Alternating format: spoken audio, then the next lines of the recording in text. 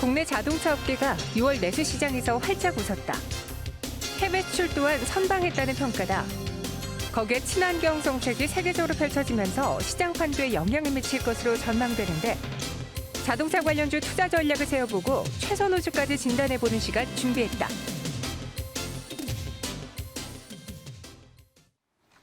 네, 오늘은 시장에서 자동차주에 대한 전망을 해보도록 하겠습니다. 지표가 잘 나와주면서 이제는 정말 우리가 자동차주를 가져가야 되나? 최근에 테슬라 주가도 많이 올랐다던데 궁금하신 분들 많으시잖아요. 이번 시간 주목해 주시고요. 유진투자증권 이재일 자동차 애널리스트와 함께 자세히 살펴보도록 할게요. 어서 오세요. 안녕하십니까? 네, 또 오랜만에 뵙는 것 같긴 한데 네. 자주자주 나와주셔서 너무 감사해요. 네, 제가 감사합니다. 아, 그래요? 아니, 저희가 자동차에 대해서 좀 이슈를 다뤄봐야겠다 생각했던 게 뭐냐면 6월에 내수 판매량이 생각보다 많이 늘었다고 들었거든요. 굉장히 많이 늘었습니다. 이유가 있을까요? 내수 판매가 거의 40% 이상 증가를 하면서 네. 기대치를 큰 폭으로 상회를 했는데요. 이유는 한 세 가지 정도가 있을 것 같습니다. 첫 번째로는 캘린더 효과인데요. 작년 6월달 대비해서 올해 6월달 같은 경우에는 영업일수가 한 3일 정도 늘어간 효과가 있었고요. 두 번째로는 개별 소비세 인하가 6월달에 3.5% 인하가 마감이 된다는 점이 또 작용을 한 것 같습니다. 하반기부터는 3.5%포인트 인하에서 1.5%포인트 인하로 인하율이 낮아지기 때문에 6월달에 좀 소비자들이 좀 몰렸던 것 같고요. 그리고 세 번째는 기존에 이제 코로나 바이러스 때문에 수요가 이제 크게 발현되지 못했다가 이제 펜트업 됐었던 디맨드가 이번에 코로나 바이러스가 많이 완화가 되다 보니까 한 번에 좀 폭발적으로 나타나는 좀 이런 요인들이 겹쳐서 큰 폭으로 증가를 했습니다. 6월 전년 대비 41%나 증가했는데 최근에 개별 소비세 인하?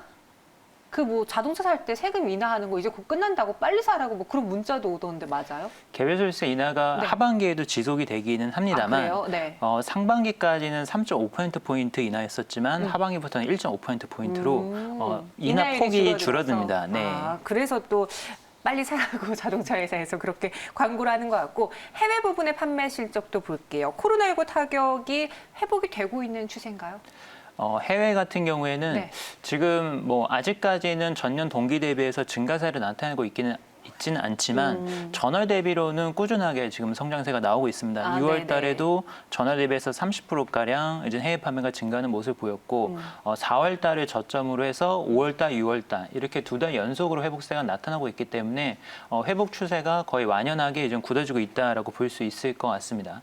네, 자동차 내수와 해외 모두 빠른 회복세를 보여주고 있는데 그 배경에는 그러면 이제 소비 심리가 개선되고 있다. 그게 가장 큰 몫이라는 거네요. 그 부분이 가장 큰 원인이 될 것 같습니다. 네. 초기에 이제 코로나 바이러스가 확산되기 시작을 했었을 때 이게 바이러스가 단기적으로 좀 주춤한다 하더라도 소비자들이 심리적으로 많이 위축되면은 자동차 판매가 상당히 좀 어려움을 겪지 않을까라는 우려들이 컸었습니다. 근데 코로나 바이러스가 가장 먼저 이제 문제가 해결이 됐었던 중국 그리고 그 다음으로 이제 많이 완화가 됐던 한국 같은 경우를 보게 되면은 전년 대비로 계속해서 플러스 추세로 들어서는 것을 좀 확인을 할 수 있습니다. 지금 다음 단계로 미국하고 유럽 시장 쪽 이쪽에서 지금 회복세가 나타나고 있기 때문에 글로벌 시장이 순차적으로 지금 회복이 되고 있다 좀 이렇게 볼 수 있을 것 같습니다. 네, 최근 캘리포니아 대기환경청은요, 전 세계 최초로 친환경 트럭 의무화 도입을 예고했는데요. 이렇게 버스라든가 트럭이라든가 꼭 사용해야만 하는 그런 자동 차량의 경우 친환경차로 바꾸려고 하는 세계적인 움직임이 더 빨라질 것 같아요. 이번에 네. 그 캘리포니아 대기환경청에서 도입하는 전 세계 최초로 도입을 하는 겁니다.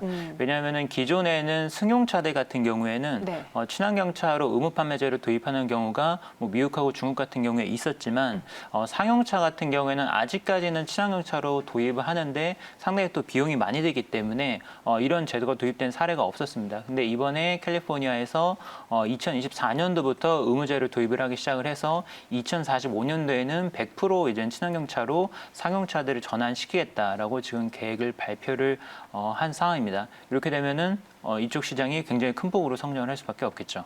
현대차도 이제 이번에 있었던 수소 모빌리티 이슈에서요, 트럭과 승용차 함께 수소차로 개발해야 된다 이런 이야기 했는데 아직 현대차가 개발하기까지는 시간이 좀 많이 필요한가요? 현대차의 수소차 같은 경우는 이미 네. 뭐 프로토타입들이 공개가 됐고 네. 상용화가 거의 임박해 있다라고 볼 수 임박했어요? 있습니다. 네. 그래서 뭐 2021년도나 2022년도 이후부터는 글로벌리 수소 사용차를 상용화를 할 수 있을 것으로 기대를 하고 있고요.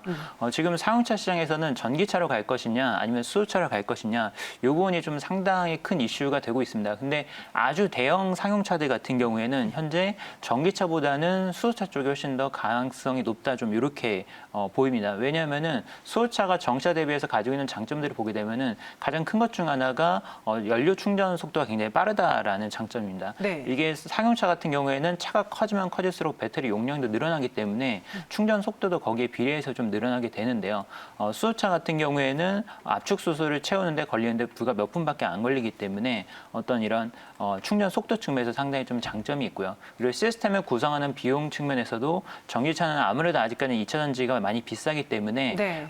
대규모로 2차 전지를 넣는 게 좀 많이 부담이 되는데 수소차는 좀 시스템 비용 자체가 조금 더 낮다라는 점이 또 장점으로 부각이 되고 있습니다. 그래서 승용차 쪽에서는 전기차가 현재 대세로 자리를 잡고 있고 상용차, 특히 대형 상용 쪽에서는 수소차 쪽으로 많이 개발이 이루어지고 있습니다. 그래서 그 뉴욕 증시에서 이번에 상장한 니콜라였나요? 수소 트럭 네. 업체?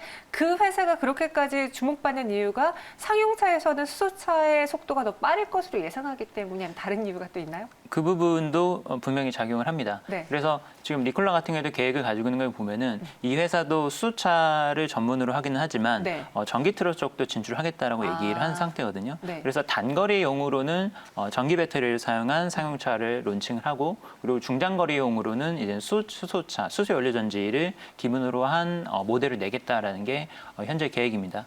이제 시장이 자동차 시장이 정말 많이 바뀔 것 같아요. 휘발유차, 디젤 차량, 경유 차량 타시는 분들도 이제 수소차, 뭐 전기차로 바꾸실 텐데 자동차 관련주, 완성차 혹은 부품주 중에서 지금 센터 내에서 좀 좋게 보고 있는 종목들 최선호주 있다면 무엇이 있을까요? 현재 지금 자동차 산업 같은 경우에는 내연기관차 쪽에서 친환경차 쪽으로 굉장히 빠르게 네. 지금 전환이 이루어지고 있습니다. 이번 코로나 바이러스 사태로 인해 가지고 그런 전환의 속도가 더 빨라지고 있다라고 볼 수 있기 때문에 어떤 이런 미래차 전략이 변화하는 과정 속에서 수혜를 볼 수 있는 업종들 그리고 있는 업체들을 선정하는 것이 굉장히 중요하다고 볼 수 있습니다. 그래서 저희가 이제 가장 눈여겨보는 종목은 이제 현대모비스를 이제 탑픽으로 추천해 드리는데요. 현대모비스 같은 경우는 기존의 내연기관차 관련된 부품들만 하는 것뿐만 아니라 수소차 그리고 전기차에 들어가는 전장 부품들 그리고 2차 전지 관련된 패키징 관련된 부분들 그리고 열리는 스택 같은 아이템들도 공급을 하기 때문에 미래차 시장에서 상당히 좀 큰 역할을 할 수 있을 것으로 기대를 하고 있고요. 그리고 연료 전지와 관련된 아이템들을 또 공급하는 상하프론테크라든지 아니면 일진다이아 같은 경우는 이젠 수소 연료 탱크를 만드는 자회사를 보유를 하고 있는데 네. 이러한 업체들도 상당히 또 유망하다라고 볼 수 있습니다. 그럼 지금부터는 추가적으로 제가 궁금한 거 한번 여쭤볼게요. 현대모비스를 꼽아주셨잖아요. 그러면 지금 현대차와 현대모비스 둘 중에 하나만 산다면 모비스가 좀 더 매력적인 건가요? 모비스 쪽이 조금 더 매력적이라고 생각을 합니다. 네. 왜냐하면은 아무래도 모비스 같은 경우는 부품사이기 그렇죠. 때문에 전방에서 이제 치열하게 전기차와 수소차 시장을 놓고선 겨뤄야 되는 현대차보다는 모비스 쪽의 어떤 이익 방어도 그리고 어떤 수익성 전환 시점이 조금 더 빠를 거라고 생각이 되기 때문에 네. 그 부분을 좀 좋게 보고 있고요. 그리고 모비스는 사실 수소차 뭐 그리고 전기차뿐만 아니라 자율주행 쪽으로 굉장히 또 많이 투자를 하고 있는 업체이기 때문에 포트폴리오 매력도 측면에서 상당히 좀 높다라고 판단하고 있습니다. 이유를 들으니까 설득이 되네요. 알겠습니다. 그리고 요즘 테슬라가 정말 신고가를 기록하면서 시총 순위도 바뀌고 도요타를 시총 순위로 제쳤다라는 이야기를 들었는데 네, 맞습니다. 그럼 테슬라에 한 국내 기업들의 투자도 좋지 않아요? 근데 왜 주가는 잘 못 가는 거죠? 테슬라 향으로 이제 네. 국내 기업 납품을 하는 국내 업체들 같은 경우에도 네. 거기서 이제 분명히 수혜를 보는 것은 사실입니다. 네. 근데 보는 것은 사실이긴 한데 근데 대부분의 국내 부품사들이 아직까지는 내연기관차 쪽으로 납품하는 부분하고 그리고 전기차 쪽으로 납품하는 부분이 좀 혼자가 돼 있는데 네. 대략적으로 퍼센테이지로 본다면 10에서 30% 정도가 전기차용으로 나가는 부분이라고 보면 될 것 같습니다. 그래서 내연기관차가 줄어드는 부분하고 전기차가 늘어나는 부분하고 이제 또 상쇄되는 부분이 있기 때문에 아무래도 퓨어 플레이어인 테슬라의 주가를 완벽하게 또 쫓아가는 것은 쉽지 않을 것 같고요. 다만 테슬라가 지금 신고가를 갱신을 하고 있기 때문에 거기에서 수혜를 보는 거는 뭐 시간상의 차이는 있을 수 있겠지만 분명히 반영이 될 거라고 생각을 합니다. 네, 제 궁금증이 다 풀렸어요. 그럼 마지막으로 보내드리기 전에 7월 자동차주에 대한 전망 또 실적 시즌인 만큼 실적에서 우리가 봐야 될 게 있는지 체크해야 될 이슈까지 좀 전해주시죠. 7월 뭐 실적 시즌이죠. 실적 시즌인데 2분기까지는 사실 실적에서 크게 기대를 하기는 쉽지 않은 상황인 것 같습니다. 뭐 글로벌 공장 가동 중단도 있었고 뭐 코로나 바이러스로 인한 이슈들이 2분기 때 집중이 됐기 때문에 실적 측면에서는 아주 뭐 크게 이젠 기대할 건 없지만 글로벌리 지금 앞으로의 미래 자동차 산업 육성하는 방향에 대해서 정책들이 계속해서 나오고 있습니다. 이번에 캘리포니아에서 발표한 부분도 그렇고 그리고 미국 민주당에서도 앞으로 카본 제로 사회를 만들기 위해서 미래 정책들을 계속해서 내고 있습니다. EU에서도 정책들이 또 7월 달에 나올 부분들이 있기 때문에 이런 글로벌 정책 변화를 눈여겨볼 필요가 있다. 좀 이렇게 보고 있습니다. 네, 환경 정책의 변화도 확인할 필요가 있다라고 전해주셨습니다. 자동차주 관심 갖고 계셨던 시청자분들, 투자자분들 아마 고민 해결되셨을 것 같고요. 이제 애널리스트는 여기서 인사드리도록 할게요. 오늘 말씀 고맙습니다.